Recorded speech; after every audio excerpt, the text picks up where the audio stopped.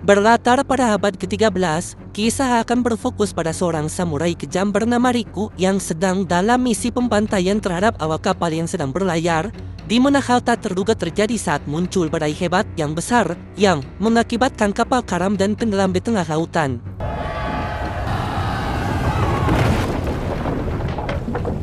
Ketika siuman, Riku baru menyadari bahwa dirinya sudah terdampar di pulau tidak dikenal.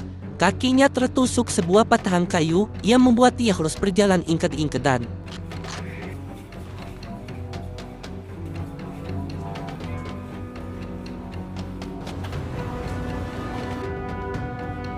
Sore menjelang malam, Riku terpaksa harus mencari tempat berteduh untuk ia istirahat. Sampai ketika ia melihat sosok penampakan mendiang putranya yang tewas dalam pembantaian di masa lalu. Riku pun mengikuti sosok halusinasi itu hingga sampai membawanya ke dalam hutan belantara.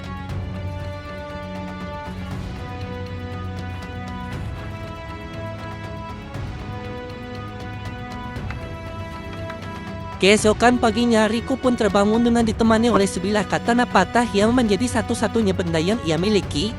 Riku memutuskan kembali ke pantai dan kali ini ia melihat sosok mendiang istrinya yang tergeletak di atas batu hingga menimbulkan penyesalan yang sangat mendalam.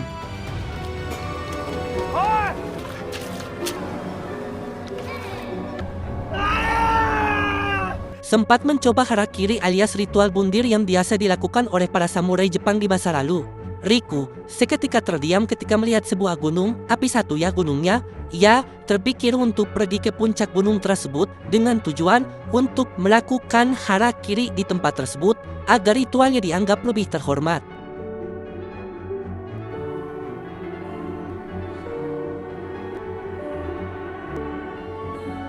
Sambil menggendong beberapa kayu untuk membuat tori alias gerbang kayu tradisional ala Jepang, Riku pun terpaksa harus menjadi porter dadakan tanpa imbalan yang membuatnya harus berjalan sejauh berkilo-kilometer jauhnya.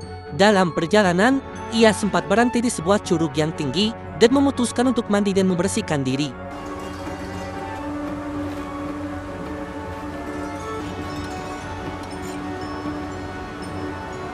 Berhari-hari berjalan menuju puncak gunung, selama itu pula luka di kakinya mulai pulih setelah diobati menggunakan daun gotong royong. Bahkan Riku sempat bertemu dengan seekor makhluk penghuni asli pulau ini, yaitu Bayawak, yang ia hormati sebagai bentuk kasih sayang terhadap sesama makhluk hidup.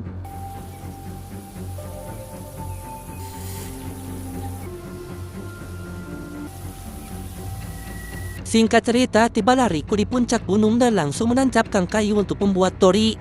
Kehilangan dan penyesalan telah membuatnya sadar bahwa semua kekejaman yang ia lakukan di masa lalu hanya menambah penderitaan dan kehampaan dalam hatinya, sehingga cara terbaik untuk mengatasi itu semua adalah dengan mengakhiri hidupnya sendiri. Tetapi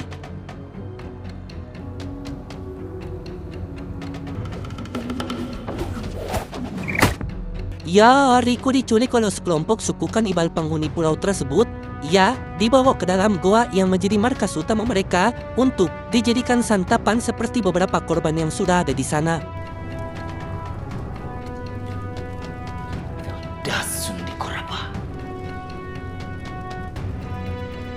Dia bernama Boar, putra suku pedalaman yang mengaku sudah menyelamatkannya dari kematian yang sia-sia, di mana kita juga akan diperkenalkan pada salah satu anggota suku terkuat, yaitu Kang Yayan, yang dalam hal ini berperan sebagai dukun yang dikenal sangat kejam dan suka sekali makan bagian selangkangan.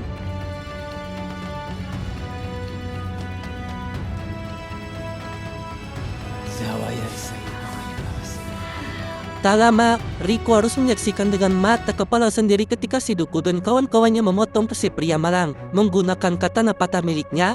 Tak hanya sekali, Riku harus menyaksikan adegan seperti itu berkali-kali karena di tempat tersebut ada beberapa korban lain yang juga bernasib sama seperti dirinya.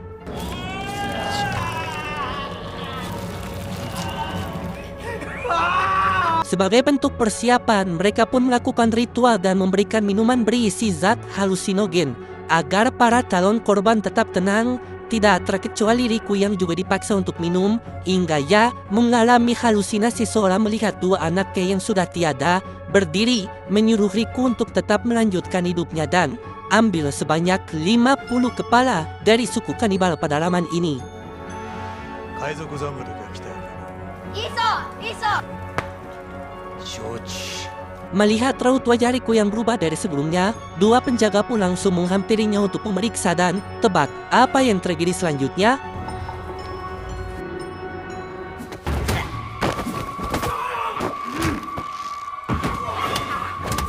Sempat kesulitan karena tangan kirinya terikat, Riku berhasil meraih sebuah batu sehingga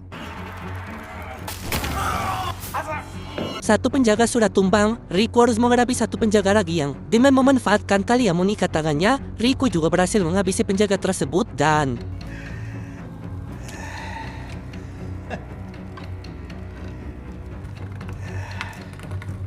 yang menarik adalah ketika penjaga pertama sadar dari pingsannya, ia langsung dibuat ketakutan saat melihat Riku sedang memotong kelapa penjaga kedua dan baru menyadari bahwa mereka sudah salah pilih korban karena faktanya Riku 100 kali lipat lebih kejam dari semua anggota suku yang ada di sana.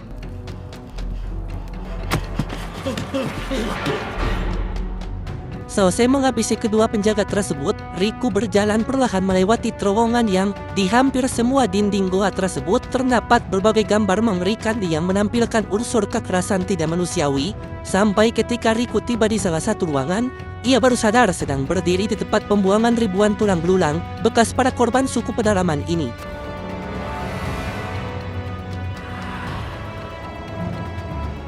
Di saat yang sama, kepala suku sedang mengadakan acara serah terima jabatan kepada Boar putranya. Untuk sebagai simbolis atas perayaan acara ini, mereka akan menyantap sak ekor pemuda yang sebelumnya ditawan bersama Riku, tepat saat Riku menyaksikan hal itu dari kejauhan. Azar!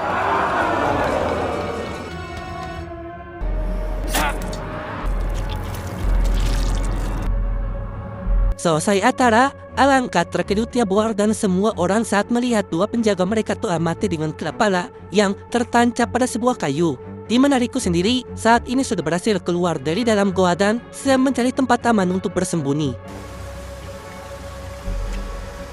Tak buang waktu, Boar langsung mengerahkan seluruh pasukannya untuk menyisir seluruh pantai yang tepat saat sebagian pasukan menyisir ke dalam hutan, tiba-tiba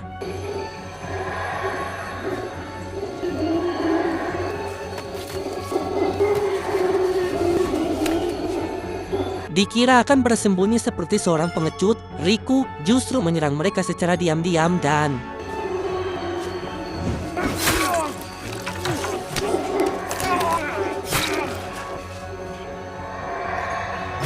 belum selesai sampai di situ, Riku kembali beraksi dengan menyerang pasukan yang sedang mengendap-endap di antara rerumputan dan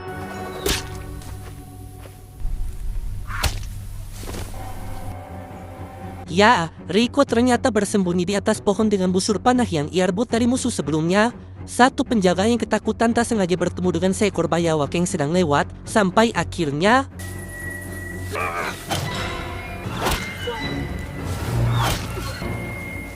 si dukun sendiri terlihat sedang bersama pasukannya menyisir wilayah Ruyukawi alias bambu, tepat saat asap tebal menyelimuti area tersebut.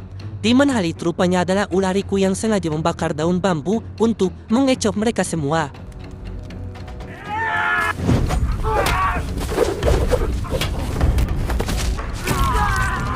Dan ya, si dukun langsung melomo saat melihat gaya bertarung Riku yang sangat brutal. Ia memilih untuk mundur dulu dan akan menunggu waktu yang tepat untuk maju.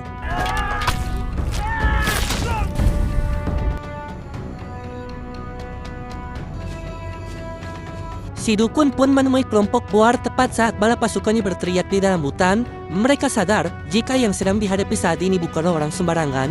Hal itu tersirap dari tulisan yang Riku buat di atas batu yang sama sekali tidak bisa mereka pahami.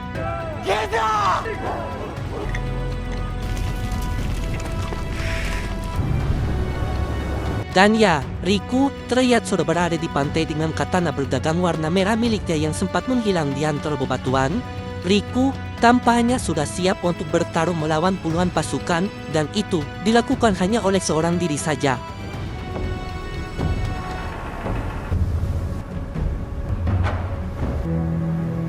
Melihat Riku sudah memasang kuda-kuda, Boar pun langsung mengirim pasukan gelombang pertama untuk menghadapinya dan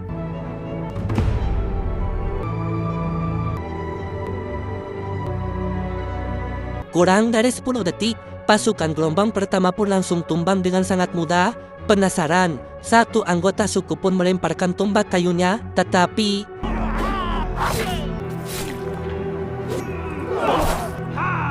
tanpa menunjukkan rasa takut sedikit pun, Riku justru semakin membrutal menghabisi gelombang kedua. Bahkan ia sempat-sempat bersiul sambil berjalan dengan santai untuk lebih mengintimidasi mereka semua dan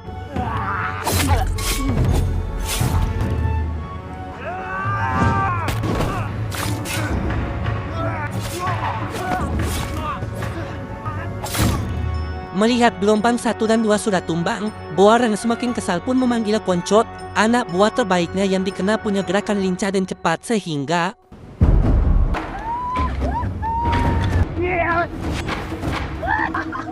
kali ini, Riku mendapat perlawanan seimbang dari Koncot yang mampu menghindari tebasan pedangnya. Bahkan ia sempat terjatuh dari kroyok rame-rame oleh mereka semua, tetapi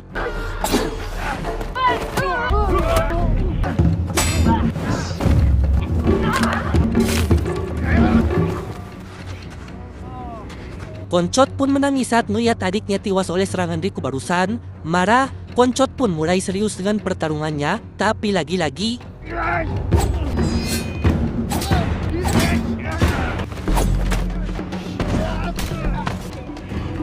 Ya, pertarungan pun cukup alot disebabkan Koncot yang terus mengorbankan rekan-rekannya untuk maju. Tapi pada akhirnya, Riku berhasil menang dengan menghabisi Koncot dengan cukup elegan.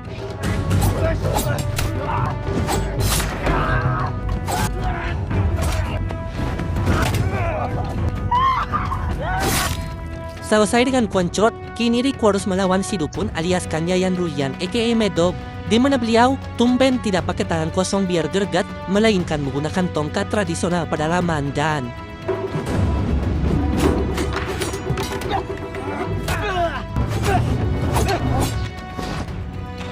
tekap dengan pemanasan, si dukun pun menanggalkan rompi anti pelurunya hingga membuat Riku cukup kewalahan.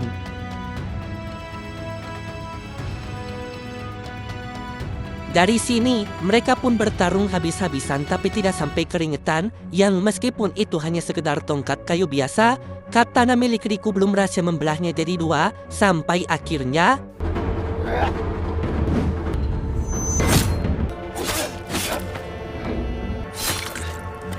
setelah menghabisi kurang lebih 77 orang suku pedalaman, kini Riku harus menghadapi raja terakhirnya, yaitu Boar, yang terlihat memegang pedang patah milik Riku sebelumnya. Di mana Boar langsung melepaskan outfit dan seluruh perintilannya demi bisa bergerak lebih gesit dan leluasa.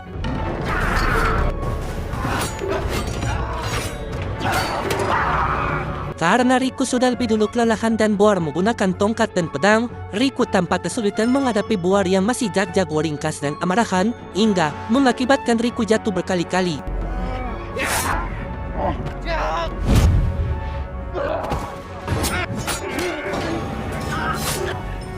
Boar sempat kehilangan pedangnya tapi berhasil diambil kembali. Ia melakukan jurus berputar dari Swedia sampai akhirnya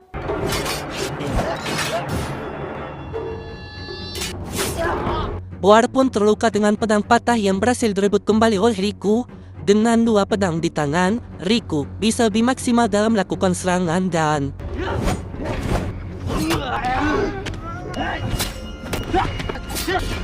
tidak cukup efektif. Riku justru harus terdesak saat Boar mendorong kepalanya ke dalam air. Disitulah Riku melihat sosok mendiam istrinya yang sudah meninggal dan mendapat dorongan semangat yang membuatnya jauh lebih kuat.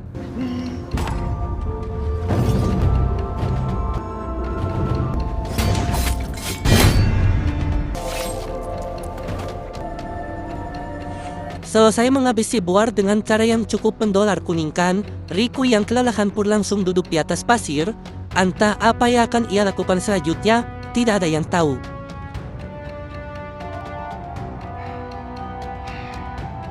Tamat